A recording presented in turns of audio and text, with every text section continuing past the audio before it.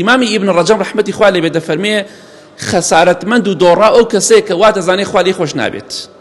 تازە من کاکە گوناحم زۆر کرد بەخوا خوا لێم خۆش نابێت نەخێر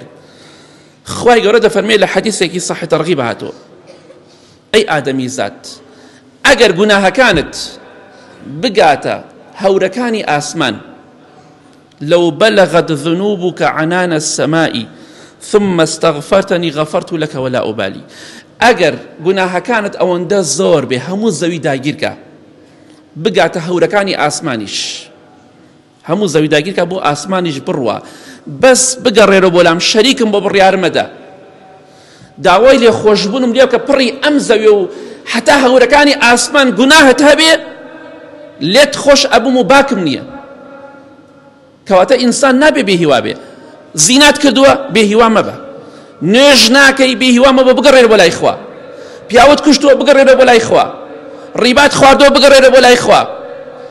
دزیت کردووە بگەڕێرە بۆ لای خوا بە پێی توانە ماف و حەقی خەڵکەکە بدەرەوە هیچ کاتێک بێهیوا مەبە چونکە خوا ئەو دەرگا گەورەی کردووەتەوە 70 ساڵ پانە دەرگاکە تەنها بۆ کەسانی تاوانبار کە ئێمە دەگرێتەوە خەڵکی تریش دەگرێتەوە بۆی ئەو دەرگایە کراوەتەوە حکمەتەکە ئەوەیە هیچ کاتێک ئینسان بێهیوا بێ ئومێد نەبێ لە ڕەحمی خوا لێت خۆشە بێ ئەگە پڕی ئەم زەوی گوناحتە بێ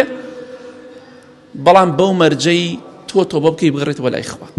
لە حەدیثێکی تردا خوای گەورە دەفەرمێ لە حەدیثی قودوسیە ئەگەر پڕی ئەم زەویە گوناحت هەبێ بگەڕێتەوە بۆ لای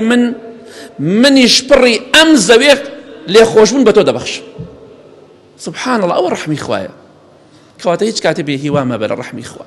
یا ڕەبی خوای لەو ڕەحمەی خۆت بێ بەشمان نەکەی بیڕژێنی بەسەرمانە یا ڕەب العالەمین